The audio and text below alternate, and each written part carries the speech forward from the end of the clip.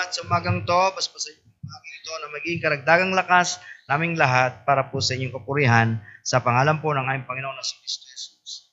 Amen. Alright. So, iniisa-isa ko pong uling salakayin ang may kinalaman po sa langit. Ano po? Sa ating teksto, may kita natin na si Juan, ang nakita niya po ay isang bagong langit at isang bagong lupa. Sapagkat ang unang langit at ang unang lupa ay naparang at ang dagat ay wala na. Yes. Doon ko lang po munang bigyan ng pansin yung dagat. Doon po ko gustong magsimula. No more sea. Wala na pong dagat. Ano po? Makikita po natin na hindi po aksidente na ang dagat dito ay wala na. Ano po? Makita natin na sa ating sarili, ang ilang mga bagay, gaano kahalaga, bakit inalis ng Panginoon na sa bagong langit na ating titirhan, wala ng dagat. Ano ho? Bakit kaya? Una po, as ko ibigay sa inyo ang background nito, figuratively, ano inlalarawan ng dagat? Sa atin ngayon, sa ibabaw ng lupa, ano po, ang dagat po ay, it is the extension of Christ's gospel. Ito po ay yung pagpapahayag natin. Nais niya na tulad sa dagat na ito ay lumawak. Isaiah chapter 11 and verse 9, na tulad ng tubig ng dagat, ng ebanghelyo, mga kapatid, ay ating pong palawakin. Sapagkat tayo po ang buhay ng ebanghelyo. Hindi ho maglalakad yung ebanghelyo. Tayo po bilang mga mananampalataya ay dapat natin itong taglayin. At gaano kaganda sa paningin ng Panginoon ang mga nagdadala ng bagong balita o ng mabuting balita. Amen po mga kapatid? Dito po inatulad sa atin. Ang sabi po rin, hindi sila magsisipanakit o magsisipaniraman sa aking buong banal na bundok, sapagkat ang lupa ay mapupuno ng kaalaman ng Panginoon gaya ng tubig na tumatakip sa dagat. Dito po, figure po yung dagat dyan. Dito po yung, kaya po hindi mananakit. Bakit daw po? Kasi ang lupa mapupuno ng kaalaman ng Panginoon. Christians, tayo po ay inaatasan at marapat na ipahayag ang ebanghelyo ng ating Panginoon na kapag ito'y sinampalatayanan, nagkakaroon po ng personal na relasyon ang makasalanang nagsisisi at ang Espiritu ng Diyos ay tumatahan sa Kanya, na si Kristo na siyang kaalaman ng Diyos ay tumatahan sa Kanya, at ang Kristiyanong yan sa Kanyang katapatan na gagawing lahat sa Panginoon ay magiging daluyan ng kaalaman sa taong yan. Gaano karami ang Kristiyano sa buong mundo na ang mga ito'y magiging matapat sa pagpapahayag, di ang ebanghelyo kakalat. Ito ang nais ng Panginoon sa atin. Amen po mga kapatid? Ganon din po sa 43 and verse 2. Yan po yung mga figure, larawan ng dagat. Ngayon, aalisin yan. Bakit po sa langit wala ng dagat? Kasi wala ng ebanghelyo. Tapos na ang pangangaral. Kaalaman na ng Panginoon ang siyang mangingibabaw doon sa ating titiran. Ulitin ko po, bagong langit, bagong lupa, ang dati na parang. Kaya nga po sa 2 Peter chapter 3, makikita natin na naglalagablab ang lahat na nandyan sa kalangitan. Dito sa kalupaan, lahat ng yan. Sapagkat, mga kapatid, bago po tayo makapasok sa bagong langit at bagong lupa, lahat po ng mortal mamamatay. Sapagkat ang langit at ang lupa na inihanda ng Panginoon, hindi na po gaya sa dating buhay na meron tayo ngayon. Buhay na pinaghaharian ng kasalanan. Ang bagong langit at ang bagong lupa ay buhay na paghaharian ng katuwiran at kalalutian ng ating Panginoon. Yan po ang ating pakatandaan. Kaya po, bago ka makapasok doon, lahat ng bagay, aside po, 2 Peter, ito muna, 43. Pagka ikaw ay dumaraan sa tubig, ako'y sasa iyo, at mga ilog ay hindi ka tatakpan niyon. Pagka ikaw ay lumalakad sa apoy, hindi ka susunog o magningas man sa alat na ito. Ano po ito? The protection. Yung dagat dyan, tumutukoy rin po yan sa panganib. At tayo po, ang sabi niya ay tatakpan. poproteksyonan ng ating Panginoon. Bakit po? Sapagkat ang dagat ay kumakatawan din po yan sa kapanganiban. Kumakatawan din po ito sa kung saan ay laban sa mga tunay na mananampalataya. Kaya nga po ang isa sa Antichrist manggagaling sa dagat. Manggagaling sa tao. Dalawa po yung unang Antichrist na mahayag. Isa po galing sa dagat, isa galing sa mga tao. Yung mga tao, the government, yung galing sa dagat, that is religion. Dalawa yung Antichrist na yan. At gagawa po siya ng milagro. Magkakasakit yung nandoon sa galing sa mga tao. Mamamatay po siya. Magkakasakit siya ng walang kagalingan. Pagagalingin siya ng isa. Doon po sisibol yung Antichrist na may hawak ng religion. Yan po ay sa panahon pa yan. Inihahanda ko po yan. Ididetalye natin pagsalakay natin uli sa Apokalipsis. Sa ngayon po makikita natin the sea speaks of trouble, no? Kasakitan, ang proteksyon ng Panginoon ay nandoon pa rin sa atin. Ano po? 48 and verse 18. Ngayon, yung pong kapanganiban na yon, aalisin na rin po yan pagdating sa langit. Ano po? Yung langit na po na tinutukoy natin dito, dalawang event po yung langit. Ano po? Pinatinuro ko sa inyo last week na yung unang langit ay yung pong atmospheric heaven. Nandoon po yung bima. Huwag kayong tumingala dyan sa langit, hindi nyo makikita riyan. Spiritual po yun. Mararating po yun pagpatay na kayo. Kaya kung gusto nyo pong pumunta ron, hintayin nyo munang mamatay kayo. Hintayin nyo, hindi ko sinabing magpakamatay kayo. Ano po? Kasi wala namang mamatay na hindi may dahilan. Namatay sa sakit, namatay sa kung ano-ano. Kung mananampalataya ka, doon ka magigising sa bima. Judgment seat of Christ, ang hukom doon si Kristo. Dala-dala mo, nakatala, bubuksan, yung Book of Remembrance, nandun lahat yung ginawa mo. Anong taong ka na save? Bakit nakatala po yun? Kasi doon din yung taon na ang pangalan mo nakasulat sa aklat ng buhay. Ang ganda, no? Hindi na po yun nabubura, ha, mga kapatid? Hindi na po yun nabubura. Si Kristo po ang may hawak nun. Yung Book of Life na yon. Kaya tinatawag na Book of Life Lambs Book. O tinatawag lang Lamb of God Book. Ang ganda, no? Nakasulat doon. Ano? Ngayon, huwag nyo nang tanungin kung anong klaseng tinta. Ano, sabihin nyo, anong tinta ang kulay? Sabihin ko sa inyo, red letter, the blood of Christ. O yun, medyo mas okay pa, di ba? Pag sinabi ko namang itim, parang hindi na eh. Dahil itim speaks of sin. At tayo po ay nahugasan na ng banal na dugo ng ating Panginoon. Amen po mga kapatid. Isaiah 48 in verse 18 na ang dagat ay kumakatawan hindi lamang din po sa kapanganiban, ito rin po, ang sabi po diyan sa 48:18, o kung dinidinig mo ang aking mga utos, ang iyong kapayapaan ay naging parang ilog at ang iyong katuwiran ay parang naging alon sa dagat. Figurative pa rin ng righteousness. So, Christian na gumagawa ng katuwiran sa ating Panginoon, huwag kang magkukwit, huwag kang manghihina. Kung nanghihina ka man ngayon, okay lang, sapagkat ang iyong magawa ay parang dagat. Yan ang sabi niya doon, eh. Parang alon sa dagat. No, gaano kaya kataas yung alon na yon? 1 pie, 2 pie, 3 pie, o yung katulad ng alon ni Dodong, 4 na metro ang taas. Yung po ang sabi doon. Ano, gaano kaya kataas yung alon? Ano po? Tumutukoy po yun sa ating katuwiran. Sa mga gawa natin na nakatala, itinulad din po ito sa dagat. Pero sa Jude 13, ito po ay itinulad din sa false teachers. Yung panganib. Ang kalang mga aral ay katulad din po yan ng alon sa dagat. Ano po? Kaya dito po ay makikita natin na ang tubig pa rin o ang dagat pa rin ay tumutukoy sa judgment.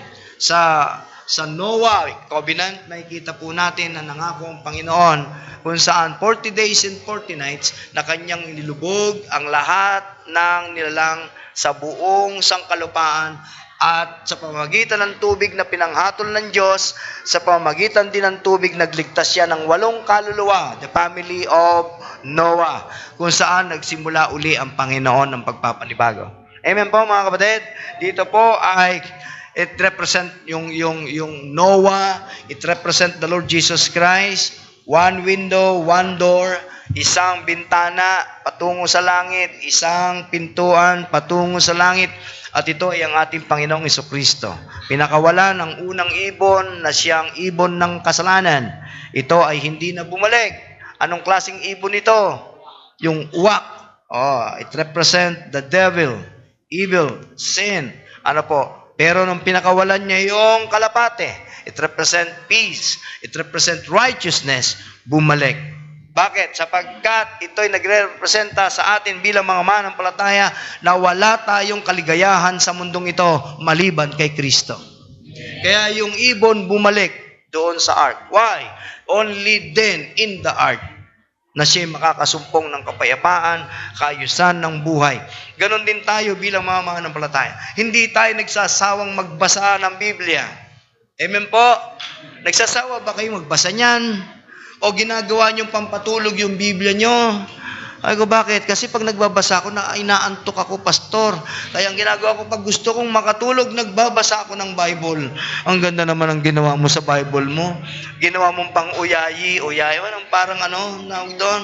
Parang, pampatulog. Nakakahiya naman sa Panginoon. Buhay niya at pinambuwis dyan. Karangalan niya, inilalarawan ng talatang yan. Pampatulog mo lang. Ang ganda naman ng pampatulog mo. Karangalan at kalawalhatian ng Diyos na nakasulat sa talatang yan. Ba't ko po sinasabi mga kapatid? Ang salita ng Diyos, proteksyon natin yan. Ito ang nag-iingat sa atin upang huwag tayo magkasala laban sa kasalanan, upang mapanatili natin mapagtagumpayan at manatili tayo sa katwiran. Kinakailangang basahin natin ang talata sapagkat ito'y ibinilang ng Diyos na parang espada na 2 ang kanyang talim at may tulis. Di triple din. Pagka siya isinaksak mo, matulis siya. Pag inalibas mo sa kaliwa, sa pool at sa kanan. Magaling. Ito ang ating sandata, mga kapatid. And then, Ezekiel 26:3-4, ang tubig sa dagat o ang dagat ay isang army, a devastating army, mga kapatid. At ganun din po sa Isaiah 57 verse 20, ito rin po yung kawalang kapahingahan na buhay ng mga hindi sumasampalataya. Yan po ang isang katotohanan. Bakit po, ano po yan? Isaiah 57 verse 20. Ano po? Bakit? Tingnan niyo po, nung wala tayo sa Panginoon, yung mga kapatilang iba na sumama doon sa swimming, napansin ko yung enjoyment nila. Pero yung totoo, yung iba doon wala talagang kapera-pera. Pero sumama lang. At least nag-enjoy kami, sumama sila. Yung nagsabing wala silang pera, hindi sumama, na-miss namin kayo At na-miss niyo yung ganda ng panahon na ginawa ng Panginoon. Wala pong bagyo doon. Napakalinaw po ng tubig. Katunayan, ayaw ko maligo Pero pagdating namin, nung nakita ko na ang linaw. Para akong sabi sa akin ng tubig. Kaya kahit wala akong dalang short, hindi ako nag-bold. Nang hiram ako sa manugang ko. Peram ng short. Kasi makikita nila, sexy ko Kaya sabi ko, oops, baka ma-triple X tayo dito. Peram ng short. Ayun. Kaya nakapaligo ako. Nagbabad ako talaga. Kami ni Brother B1. Talaga naman. Hanggang hapon yun. Iniinggit ko talaga kayo. Hindi nyo naranasan yung excitement na karanasan na naranasan namin.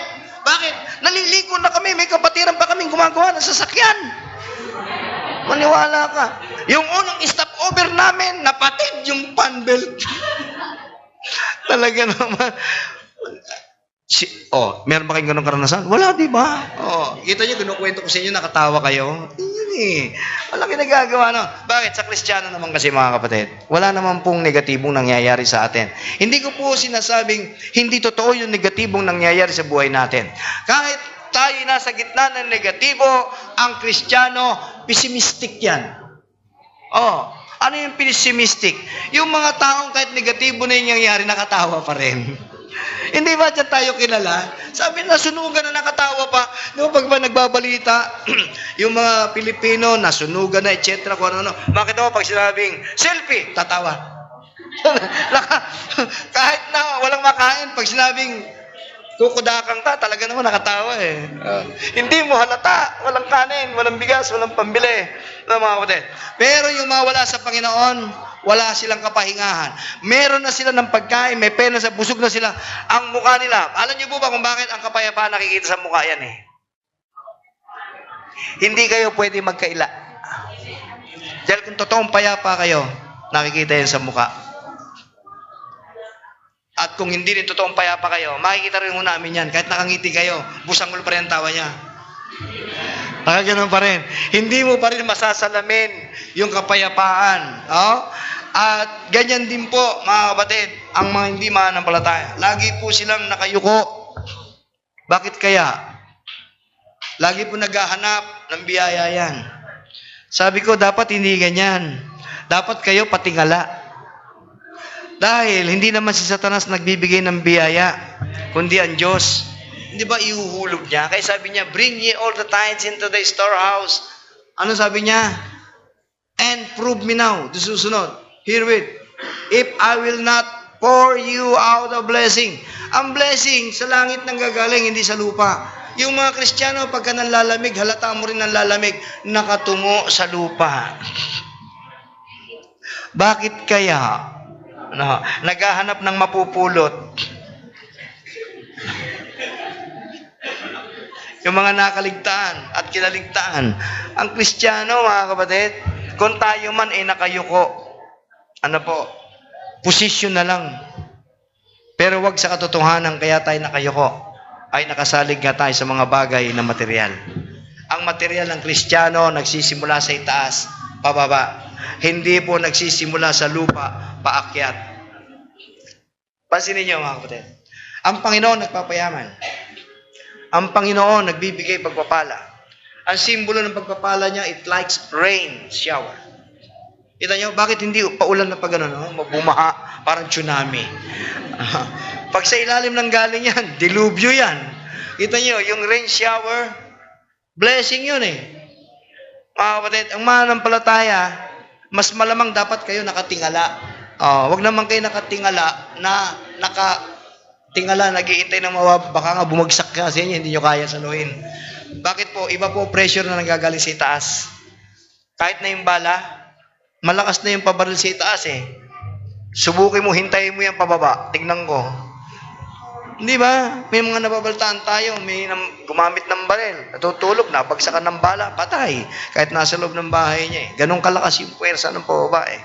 Pinakikita lang po sa atin ng Panginoon, mga kapatid, ibinaba na ng Panginoon yung material na ating pangailangan at binihisan ang kanyang pangalan, Jesus.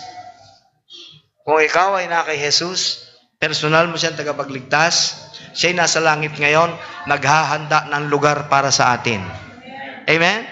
Naghahanda po siya. Anumang bagay po na unsteady, James 1:16, anumang bagay na hindi mananatili. Sabi sa James 1:6, ano mo nga dyan? Ayan, huwag kayong padaya, mga minamahal kong kapatid. Verse 7. Ay, hindi yan, 6. Bakit iba? 6. James 1:6. 16 yan eh. Ayan. Ngunit humingi siyang may pananampalataya na walang anumang pag-aalinlangan, sapagkat yaong nag-aalinlangan katulad ng isang alon ng dagat na itinutulak ng hangin at ipinapadpad sa magkabi-kabila. Ang pananampalataya natin, pag nag-aalangan, parang alon daw na itinutulak magkabi-kabila. Tama po? Isaiah 11:9. Yung pong kawalan ng katatagan. Ano po? Tungkol sa katotohanan ang bagay na meron dito sa lupa. Tingnan niyo po. Isaiah, hindi sila magsisipanakit. Nasaan ako? Isaiah 11:9. Tama. Hindi sila magsisipanakit o magsisipanira man sa aking buong banal na bundok sapagkat ang lupa ay mapupuno ng kaalaman ng Panginoon gaya ng tubig. Binasa ko na pala ito kanina na tumatakip sa dagat. Ano po yung pinakikita riyan mga kapatid? Ang isang bagay na panganib na ibinibigay ng sanlibutan. If we are steady in God's wisdom and knowledge, ano po? Ano po sabi diyan? Lahat sila. Bakit sila mga mapanira? Inilarawan sila sa buong bundok. Ang lupa mapupuno ng kaalaman ng Panginoon. Tulad ng tubig. Ano ba ang gusto natin, mga kapatid? Sa aking pinanggalingan trabaho, nakita ko po ang kapangyarihan ng tubig kahit papatak-patak lang.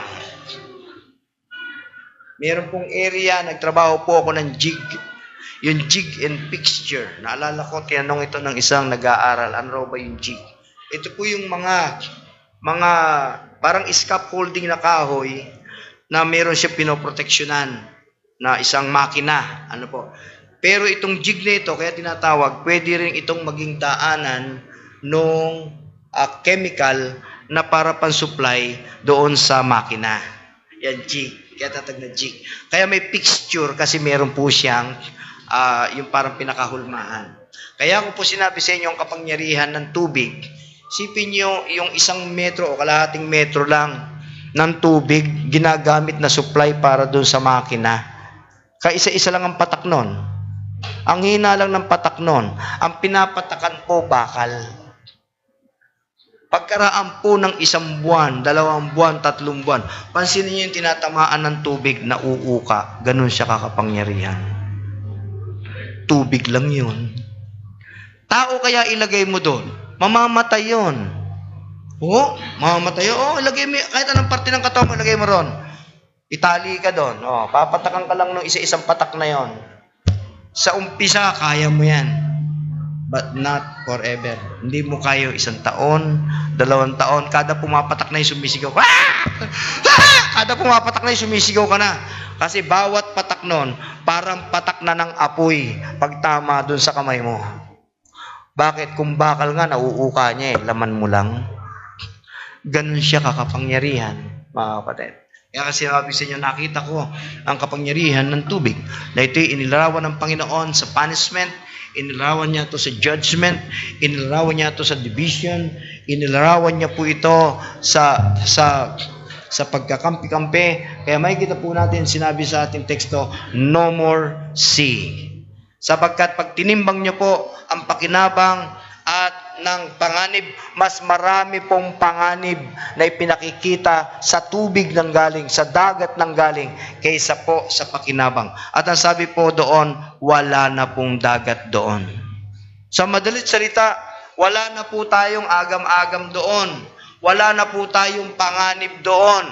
Wala na pong magbabanta pa sa ating kapayapaan. Wala na po sapagkat ang Panginoon ang siyang ating magiging kapayapaan doon. If sea represent danger, peril, fear, ipinakita po ito sa under sa Noahic Covenant na nagpadala ang Panginoon at inutos kay Noah to make an ark. Upang nung inutos yun, wala pang ulan. Kung kayo kaya si Noah, habang ginagawa niyo, siyempre tatanungin ka naman, ano yan, pare? Ano yan? Bawat may magdaan doon. Unang-una, pag tinanong ka, pare, ano yan? Gumagawa kami ng arko. Ha? Sara, saan? Uulan. Ano? Bakit? Unang ulan pa, wala pang ganong tao. Nandun pa sa sa hardin ng nung ginagawa pa niyang lahat. Doon pa lang siya unang nagpaulan. Tapos, ilang taon yon? Magmula kay Noah, tapos sabi mo, pauulanin ng Panginoon. At ang ulan, 40 days and 40 nights. At yung ulan na yon, ang siyang magsasabi sa tao kung ano ka, mananampalataya ka o hindi. Pag ikaw ay kasama doon sa lumubog, hindi ka mananampalataya. Pag ikaw ay kasama doon sa lumutang na nakasakay doon sa arko, isa ka sa mga nagtiwala sa ating Panginoon. Amen po? Sapagkat kung babalik po kayo doon, nung pumasok si Noah at isinara ng Panginoon ang pinto. Bakit kaya hindi inutos kay Noah yung kombinasyon ng pinto. Bakit? At ipininid ng Panginoon ang pinto. So, hindi alam ni Noah kombinasyon nun kung paano bubuksan. Kaya kahit magsisigaw pa yung kumpare niya, kahit pamangkin niya pa mismo yan, sorry, the grace period is over. Kahit na may umakyat pa doon, hindi sila makaakyat. Dahil ang tubig talaga namang nagsasalim bayan, hindi sila makakapasok doon. Bakit? Saan ka naman nakakita ng bintana nakatingala? Di ba, ang bintana naka-vertical lang, ganyan? Ay, yung bintana nandun sa gitna. Wala dun sa gilid. Pambihira yan. Why? Para hindi mo makita yung pagsisigawan ng mga tao na nalulunod na sumihingi ng tulong. It is too late. Bakit po? This is the grace period. Ito po ang panahon ng iglesia. Hindi ho panahon to ng Hudyo. Hindi ho tayo Hudyo. May panahon ho para dyan. Hindi rin to panahon ng kung ano-anong asosasyon, maliban lang. Kasi po ang iglesia, hindi po ito asosasyon. Church is a living organism. Church is not an association. Gusto ko ipakita niyo ang pagkakaiba po niyan. Ang church, pinamumunuan ng Panginoon. Siya po ang punong pastor ng iglesia. Naglagay siya ng katiwalang tao na magpastor dito. Ang asosasyon, meron silang pinaka-presidente, meron silang mga opisyal. Sa church, pastor lang at deacon ang opisyal. At kung ano pang ilalagay ng ibang iglesia dyan, presidente ka ng kalalakihan o kababayan, para po yun sa ikaayos ng kabuuan ng iglesia na pinagkatiwalaan ng Diyos, na magpapakita ng kalwalhatian ng Diyos sa panahong ito, na sandamukal na karumaldumal na kasamaan ang nasa paligid natin. So that we may show the difference. Upang maipakita natin ang pagkakaiba. Ibang klase ang buhay ng Kristiyano, nagbabasa ng Biblia yan. Ibang klase buhay ng Kristiyano, hindi lang siya nagbabasa, nananalangin yan. Pag prayer meeting, dumadalo ng prayer meeting yan. Kristiyano yan eh. Ang hawak niyan, Bible, hindi bote. Kung may hawak man na bote, ang bote ng mantika. Titiyakin ko siya, mantika laman yan. O kaya suka. O kaya toyo. Pero alak, never. Amen? Hindi niya hawakan yan. Bakit? Kasi ang utos sa kanya, mapuspos ng espiritu, hindi ng alak. Ganyan ang Kristiyano, puspos-pus yan ng banal na espiritu. Hindi ho siya puspos ng inuming nakakalasing. Sapagkat pag siya nalasing, sabi nga ni Solomon, huwag mong titignan ang alak pag ito mapula. Sabi ko, bakit kaya mapula? Kasi para daw itong may sting, sima. Pag yan ininom mo, mawawala ka na sa ulirat. Amen? Naalala ko yung mga membro namin. Mga membro yan ha. Sabi ko, Brad, tigilan mo yan. Wala pang gumagraduate dyan. Wala. Meron. Gusto mong gumraduate ka sa isang parte. Hahawakan mo dyan, death certificate. Hindi ka hawak dyan ng death or healthy. Hindi. Death certificate yan. Kayo na mga kabalen at mga katagay ko, alam nyo sinasabi ko. Amen? Kayo na mga gumraduate na sa alak. Amen? O baka naman gusto nyo pong uminom pa uli? Ayaw nyo na uminom? Ako po umiinom. Kada 3 buwan. In remembrance of me. Kaya ganun lang ko karami yun. Huwag naman kaya hawak ng ganun kalaki ha. Hindi Lord Supper yan. So makikita po natin na ang fruit of the vine, ito po ay simbolo ng banal na dugo ng ating Panginoon. Simbolo po yun, kapatid. At yung tinapay ay simbolo ng katawan na pinagputol-putol, sinacrifice ng ating Panginoon para sa atin. Amen po mga kapatid?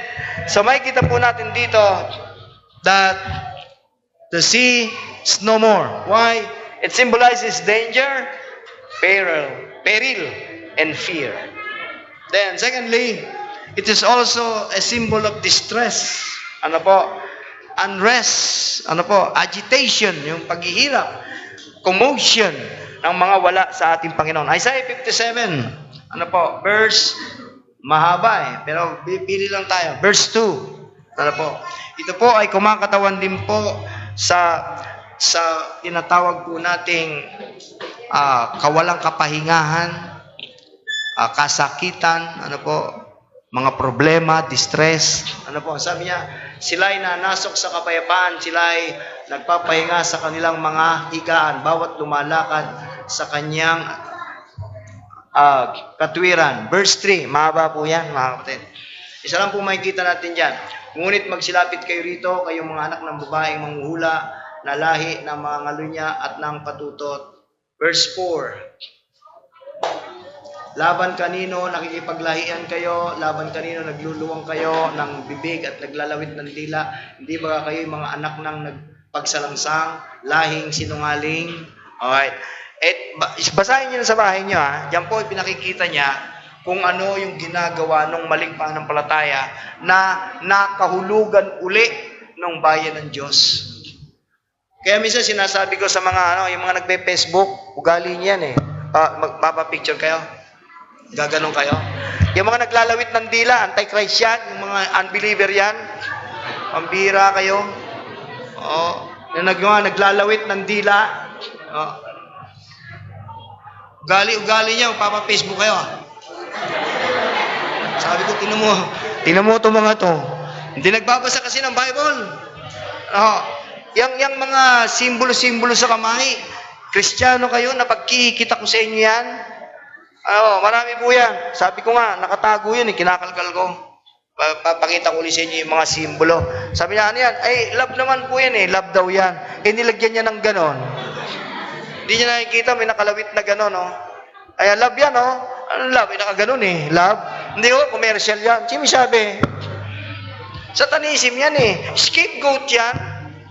Ano po? Yung po yung scapegoat. Apo. So makikita po natin, mga kapatid, basahin niyo po yung kabuuan yan, pati yung mga simbolo, pati minsan Kristiyano, meron ako nabasa. May sinabi siya, tapos nilagay niya, aha. Basahin niyo nga sa awit kung kanino salta yung aha na yan. Kay Satan yan Yung aha. Yung Kristiyano ko aha. Meron pa nauuso ngayon di wow. Tinitignan ko yan. Tinitignan ko rin yan, mga kapatid. Alam nyo, we are living in this wicked world. Salamat sa Panginoon na ang dagat wala na. Wala nang distress. Wala nang anumang bagay na hahadlang upang tayo hindi makapaglingkod. Sa ngayon, punong-puno tayo ng kahadlangan. Positibo man at negatibo man, ginagawa nating hadlang para hindi tayo makapaglingkod sa Panginoon. Siguro sabi mo, anong positibong bagay yung ginagamit mo para mahadlangan ka sa paglilingkod sa Panginoon? Anong positive things na pwede sa palagay nyo? Number 1, positive na ginagamit nating hadlang sa Panginoon. Di trabaho, di negosyo, di mga pinagkakakitaan natin. Di ba sabi ng Panginoon sa 1 Timothy chapter 6, di ba pinag-iingat niya yung mga may pera? Di ba pinag-iingat niya sila sa isang kadahilanan? Baka sila malaki. Sa ayon sa gusto natin, ang pera at ang karangyaan at anumang bagay na dulot nito, nagpapaangat yan ng ating pagkatao. Sinasabi ko nga, di ba mga kapatid, dati naman, nagtuturo-turo lang tayo, turista. Ngayon, hindi na tayo nagtuturista. Bakit? Ba't ka pa magtuturista? May Jollibee, may Chowking, merong McDonald's, merong inasal. Doon sa inasal, pagka kumain ka talaga, walang asal ang labas mo ron Bakit? Puro, lagay naman ang lagay yung kaya yung isang grupo natin dito, nilagay na yata yung kaldero dun sa, paulit-ulit nilagay, ayan. Sa inyo na nga, kilala tuloy sila sa Only Rice. Ang bihira, sabi ko, huwag naman ganyan. Mas kilala kayo sa Only Rice kaysa sa Christian. Mga kapatid, hindi ito ang buhay natin. Hindi ko po sinasabing masama ito. Pero anumang bagay na mabuti, kapag ito'y lumalabis, ito'y hindi nakakabuti. Tama po mga kapatid? Ano ang bagay na mabuti? So, ibig ba natin sabihin, ang pagbabasa ng Biblia, mabuti? Oo naman. Pero pag ginawa mo pampatulog yan, hindi nakakabuti. Kasi hindi yan ang patotoo ng Biblia. Ang salita ng Diyos ay ating, pananggalang. So, sea is also a symbol danger. It is a symbol of distress. It is also a symbol of separation. Bakit po, mga kapatid, naging separation? Tulad po na sinasabi natin, isa sa judgment dito, ano ang nagbigay ng pagkakakilanlan sa panahon ni Nawawik sa dalawang tao? Yung mga nalunod, unbeliever. Yung mga naligtas, believer. Nakakalungkot. 8 souls. 8 means beginning. Nagsimula uli ang Diyos at kanyang inilubog ang unang mundo. Bagamat marami itong tinatawag na mga argumento. Sabi nila, ibig sabihin, yung lang kaprasong yan, buong mundo na. Ba't gano'n ba karami ang tao noon? Ilang naman ang agad ng sagot, gano'n ba karami ang tao sa panahon ni Noah? At kung sila lang ang tao, di buong mundo na rin. Kahit tatatlo pa lang sila, kung sila pa lang talaga ang tao, ano gagawin natin? Kung 20, 150, yun pa lang, ang tao. Panahon pa lang ni Noah yon. Hindi sinasabing, nung dilubyo, panahon na hanggang sa panahon natin. Gaano na karami ang tao ngayon? Di hindi kasya ang arko. Di maraming arko. At maraming Noah. Kaya nga isang Noah lang Kasi alam naman ng Panginoon ang kapasidad ng kanyang pinagagawa at kung gaano pa lamang karami ang tao. In the first place, hindi mahalaga kung yung dami o konti ang pinag-uusapan doon. Sila ba'y sumunod sa isang atas na ibigay ng Panginoon kay Noah? Upang sila ay makasama doon sa ililigtas ng ating Panginoon, dapat silang magtiwala sa sinasabi ni Noah. Sabi niya, uulan at lulubog. Kung ikaw yung pinagsasabihan noon, nung panahon na yun, ang ebanghelyo ay yung arko. Kumakatawan sa Diyos si Noah. Bakit? Sapagkat ang lahat ng detalye kung paano gagawin, anong klaseng kahoy, paano tatalian, kung paano gagamitin, lahat yun ay binili ng Panginoon kay Noah. Hindi pwedeng magdagdag, hindi pwedeng magkulang, sapagkat pag ginawa ni Noah yon, wasak yung arko. Nakuha niyo po ba mga kapatid? Naisip niyo ba na kung hindi sumunod si Noah doon sa sistema at paraan na ginawa ng Diyos kung paano niya gagawin ito, pwedeng nung bumagsak na yung ulan na wasak yun. Bakit? Itinali niya lang pala, hindi niya ipinako So lahat yun may detalye.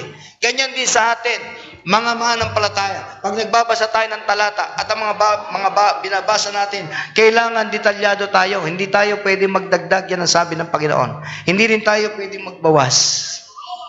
Mababawasan na madaragdagan yung sumpa na nakasulat sa aklat na ito.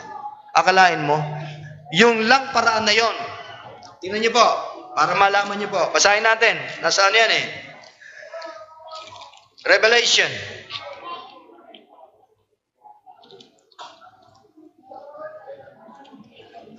Talata pong 22 yan. Nasa huli po yan.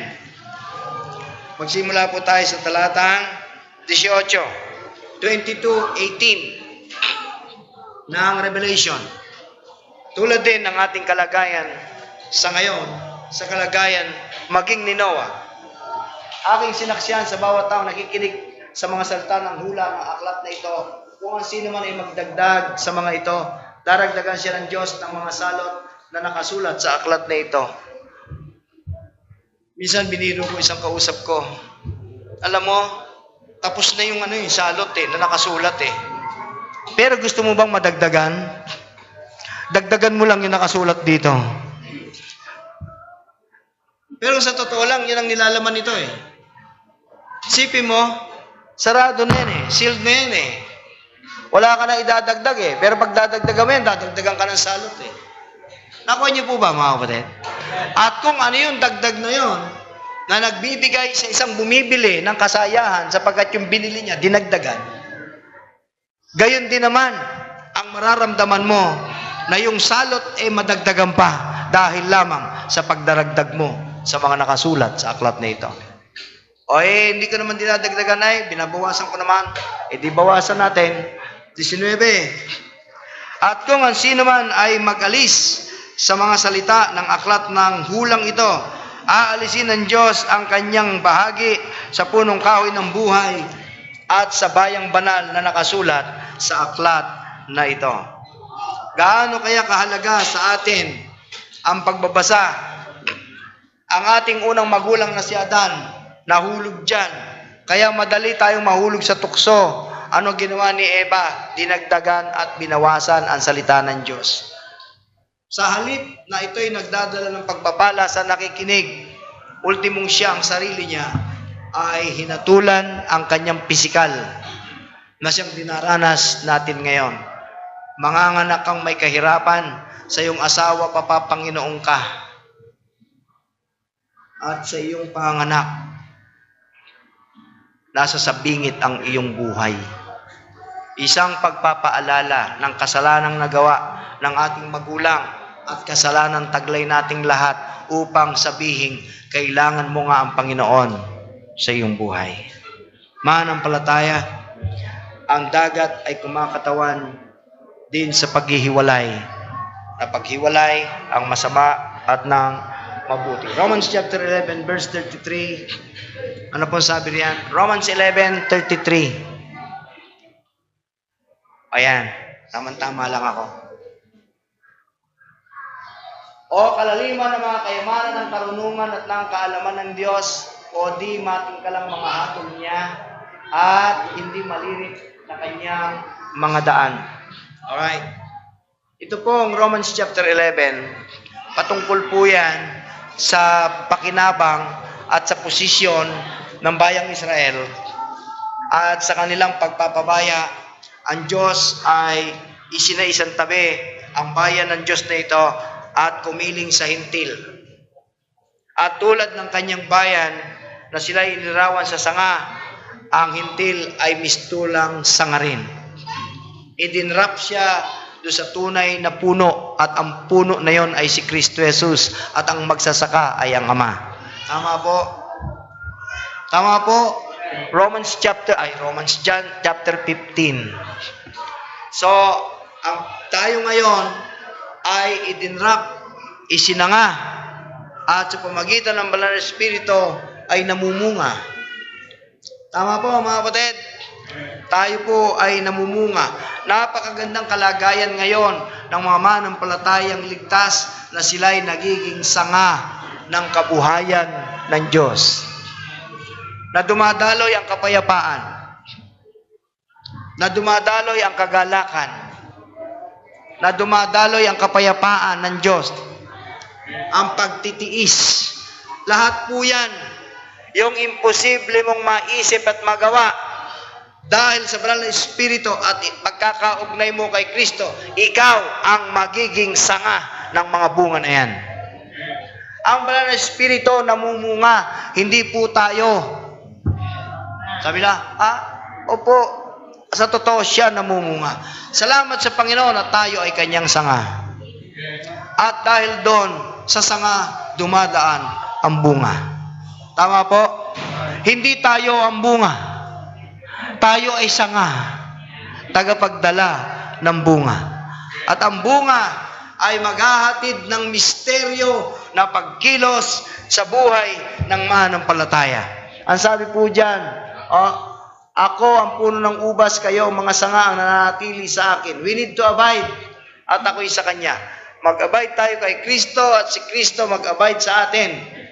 Ay siyang nagbubunga ng marami sapagkat kung kayo hiwalay sa akin, wala kayong magagawa. Christian, tama na lang yung panahon ng nganga.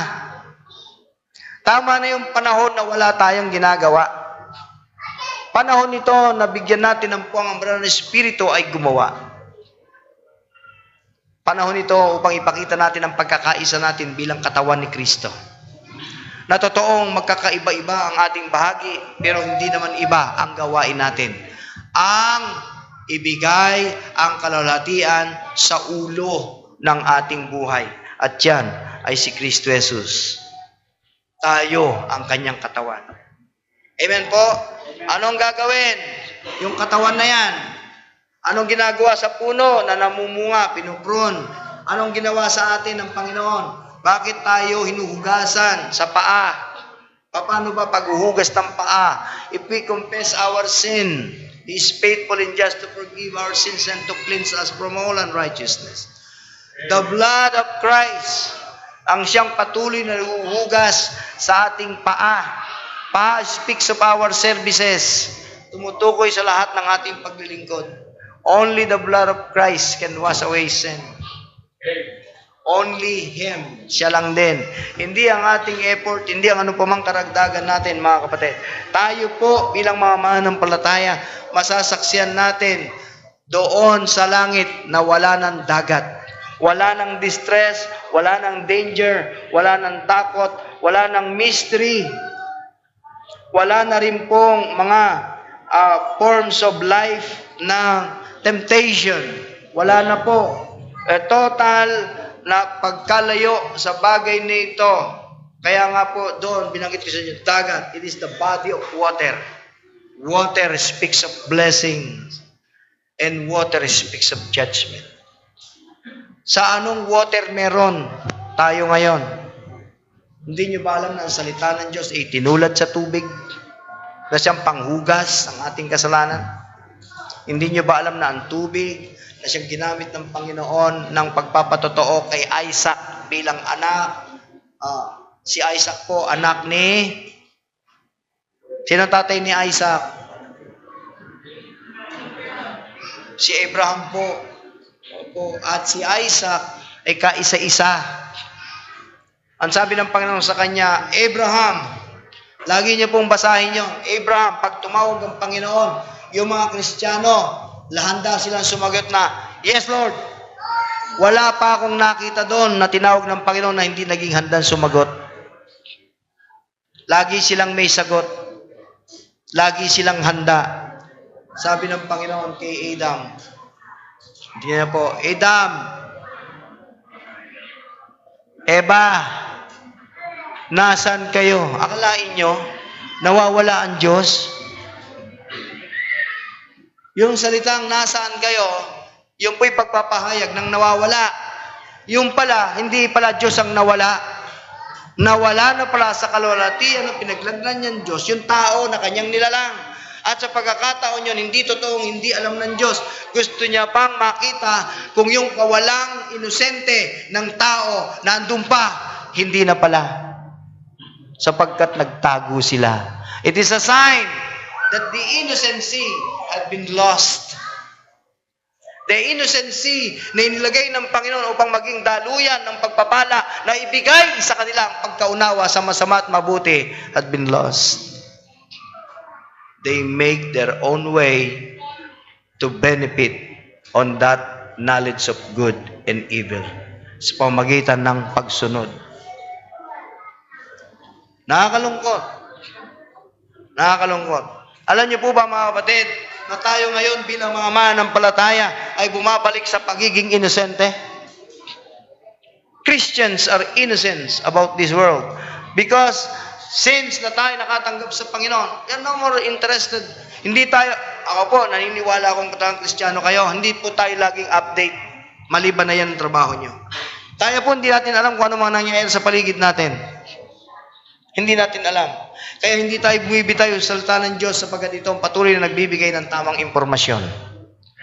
Tamang impormasyon na lihis sa impormasyong nakikita natin sa mga dyaryo. Exaggerated yung mga balita na yan. Pero ang Biblia, lagi tayong i-update because ito ang daanan ng mga merong knowledge of Christ. Amen po, mga kapatid? Dahil doon, hindi tayo nagiging inosente. Pero ang ibig sabihin sa pating inosente, yung walang muwang. Hindi ho tayo, ang Kristiyano wala na pong kagalakan na gumawa ng mga bagay na ikasisira ng kanyang Panginoon. Ang mga makasanlibutan po, tawag sa atin mangmang, inosente. Hindi tayo update sa kanilang kalokohan. Bakit? Tapagkat lagi po tayong nagpapakadalubhasa at nagpapakagumon sa mga bagay na kabanalan ng Diyos. Ito ang ating pinagbubuti sapagkat ito yung trabaho natin at ito yung linya natin at dito tayo mamatay. daratnan tayo ng Panginoon. Di ba? Mapalad siya na kung dumating ang kanyang Panginoon, ay yaon nga ang kanyang ginagawa. Ano ang mga bagay na dapat natin gawin? Ano ba? 1 Corinthians 15:57. Ito yung dapat natin gawin. Dito tayo magpakarugdog. Yan ang sabi ng Bible. Hindi yung kung saan tayo nagpapakarugdog. Ano sabi po sa 15:57? Datapwat salamat sa Diyos. Nagbigay sa atin ng pagtatagumpay sa pamamagitan ng ating Panginoong Jesucristo. Di ba? So dahil dyan, ano gagawin mo? 58. 57, be thankful, always. 57, maging busy sa Panginoon.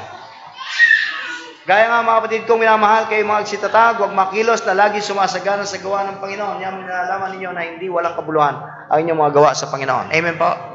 Tayo gumagawa dito. Si Kristo abala rin doon sa langit. Gumagawa to prepare a place for you. To prepare a place for the unbelieving world that will trust the Lord. Busy rin siya doon. Akala niya nakaupo lang siya doon.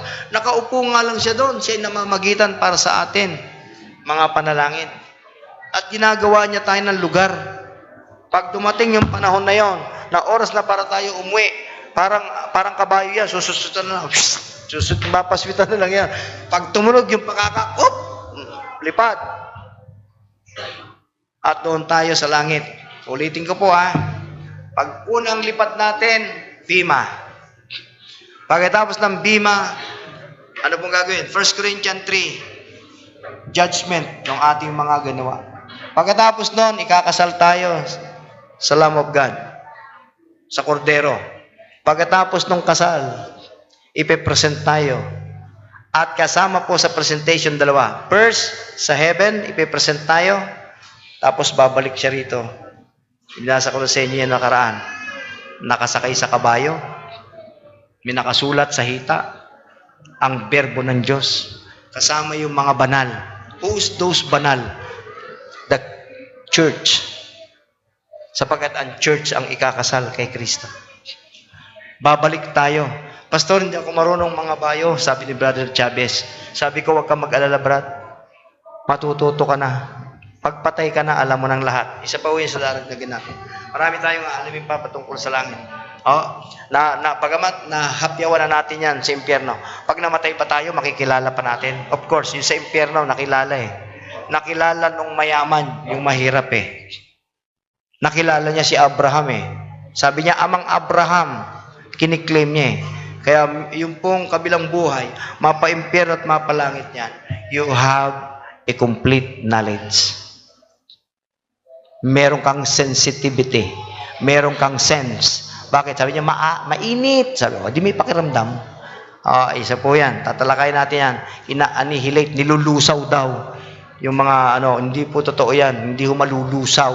Bakit? Yung nandun sa impyerno, hindi nalusaw Naramdaman yung init. Amang Abraham, utusan mo nga si Lazaro, itubog niya yung daliri niya at palamigin ako kasi masyadong mainit dito. Di ba mainit, mga kapatid? Hindi po ba mainit? Kung yung init ng panahon na yan, nagre-reklamo na tayo, gaano pa kaya kainit yung impyerno? Tama po? Mas mainit po yung impyerno kaysa sa init ng sigarilyo. Tama ba, mga kapatid na naninigarilyo? Tama ba yan sa mga kapatid na nananabako? Mas mainit po yung impyerno kaysa dyan sa ninyo. Yung lola ko nung araw, kung manigarilyo, pabaligtad yung baga nandun sa loob. Tapos pag nilabas na ganon, yun na rin ang ashtray. Joking aside, ang apoy sa impyerno hindi namamatay. Amen? Kung ganon, ang kagalakan sa langit, hindi rin mamamatay. Kayo ba'y papunta sa langit? Kaibigan, patungo ka na ba roon? Kasi ang pagpunta roon, dito sa lupa ginagawa, hindi yung pag namatay ka na, bahala na kung saan ka pupunta. Hindi, dito yan ginagawa. At magdidesisyon ka. Sasampalatayanan mo si Kristo o hindi. Tinatanggap mo si Kristo, may pangako siya, buhay na walang hanggan. Tatanggihan mo si Kristo, may pangako yung kaaway, walang hanggang kaparusahan. Ang pagpili, nasa iyo. Kristo ka? O saan? Kitaning. Ngunit ang sabi ng Biblia, ang dagat, wala na. Wala na ang mga alaala nito. Bilang mga tao, ang alaala ng panganib. Ang paalaala ng distress, division, separation. Ang sabi doon, wala na ang dagat doon. Totoo, hindi lahat ng pinakita ng dagat ay panay na negatibo. Pero sa dami ng simbolong pinakikita, ang dagat mas malamang ang kapahamakan kaysa sa kapayapaan. Nasubukan niyo na po ba na tumingin sa dagat? At nasubukan niyo ba yung mga kapatid ko nagbabiyahe ng dagat pagka maraming malaki ang alon? Naalala ko nung pupunta kami sa Mindoro. Sumakay kami sa isang maalon. Talaga naman, alam niyo kung nasaan kami? Nandun kami sa ilalim ng upuan. At nagpe-pray. Kasi nagsasayaw yung aming sinasakyan ng BL Bimbo. Nagsasayaw. At yung alon. Pag tinignan mo, hindi mo na sabihin, ay, ang ganda. Naging picture. Walang gano'n, ha? Pagka nagsalimbahay na yung alon at saka dyan, ang nadara mo, takot. Yung kasi ang number 1 na ibig sabihin ng dagat, fear, distress, judgment. But the Bible says, in heaven, no more sea. Amen? No more trouble, no more distress, but eternal comfort from our Lord. As we bow to God and pray for that hope na meron tayo. Ama naming Diyos, napakarami na kung titignan ang ibinubunga na nasa paligid namin. Mas malawak ang karagatan kaysa sa lupa. Kung ito nga ay simbolo ng distress, kawalang kapahingahan, gaano kaya kalawak ito sa buhay namin, Panginoon? Panganib, takot.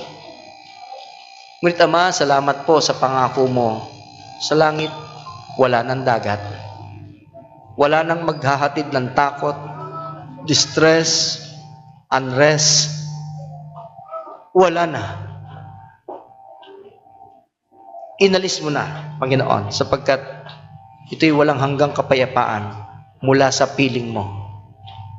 Salamat po, Panginoon, physically, totoong nagdadala ito ng katatakutan sa amin. Nakikita namin to sa aming paligid. Nakita namin ang nangyari sa Japan, kung paano silang inilubog. Nakita rin po namin ang nangyari sa Tacloban, kung paano ito'y inilubog at dinaluhong ng ganitong kapanganiban. Ngunit Ama, salamat po. Sa langit, wala nang ganitong mga bagabag. Salamat po, Ama, na ikaw ang nagbibigay sa amin ng kapayapaan at katiyakan at kagalingan ng buhay na ito.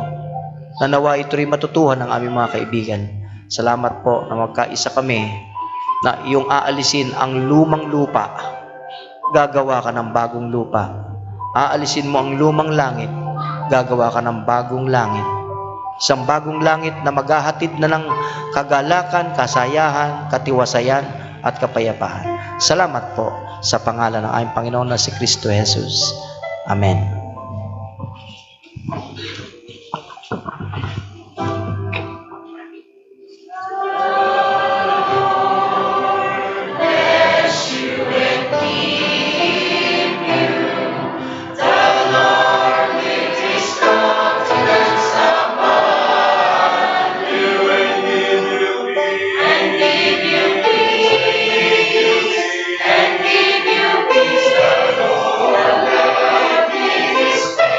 Shine upon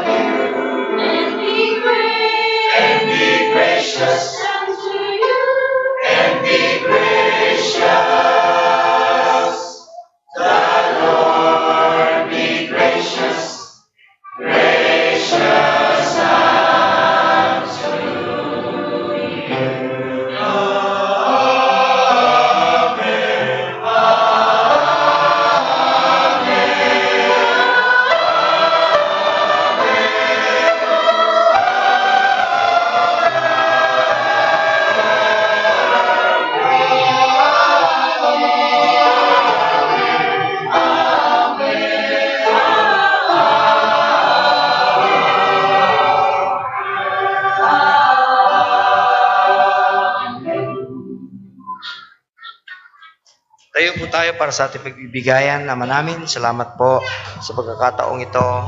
Ang iyong salita na siyang naging daluyan ng aming pagsamba.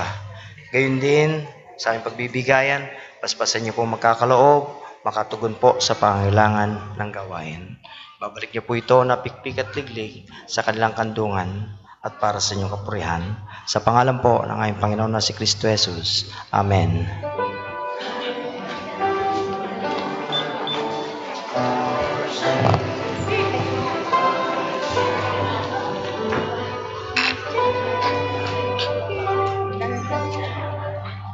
Sobrang basahin mo na lang may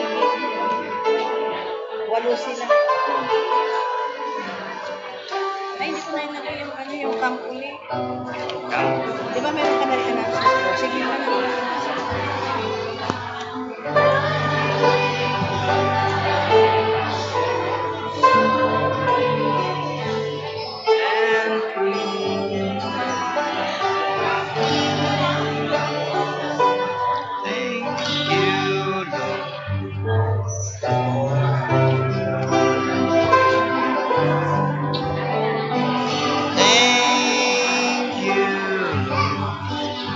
For making me whole. Thank you, Lord, for giving to me thy great salvation, so rich and free. Hey, ma! Happy birthday kay Christine Joy Roma, May 10. John Wally Gopredo, May 11. Kay Marilyn Limpiado at kay Renan Balsote, May 13. May 11 kay Marilyn Limpiado. Kay Renan, May 13. Angelica Orkin, May 14. Kay, huwag maingay. Kay Sister Opring Astorga, May 15. Kay Sister Margie Katampungan, May 16. Kay Sister Conchita Alcala, May 16. Happy birthday po sa inyong lahat at wedding anniversary. Wala yung mag-asawa, may project sila. Brother Eser and Sister Lenny Agustino, May 16. Happy anniversary sa kanila. Tapos may project nila, hindi ba no? Alright, so naglalagalag pa ho. Alright, Flower for Jesus, Group 1. Salamat po doon sa Bulaklak kanina. Sister Mila Gopredo, Ground Steward, Group 5. Sister Presi, Sister Marie, Sister Rose. Young People, Attendant. Ray de los Reyes, Nate Buckley, Grace Hamto, Ana Upancia, Reyna Galila. Eh, sinabi na huwag maingay eh. Timing. Young people, mamaya, 1:30 p.m. Hindi pa ako tapos. Okay? Doon tayo sa taas. Juniors and seniors. Wings at saka yung men's group. 2:00. Amen? Amen po? Ayaw nyo, diwag. Mga kapatid, may program ako dito. Hiningi ko ang inyong pagkikipagkaisa. Meron po tayong evangelistic para sa mga children. Ano po yan? Daily Vacation Bible School. This coming 3rd Sunday. Itong buong linggong ito. Makinig, nakakapagod. Ang Daily Vacation Bible School ay children's evangelistic po ito. Huwag po kayo magtatampo pag yung anak nyo na regular, hindi namin kinukuha. Para po ito sa unsaved children. Amen po?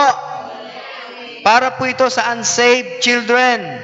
Teachers, we have a meeting after this service. Bakit? Mangongolekta na kayo ng estudyante nyo this week.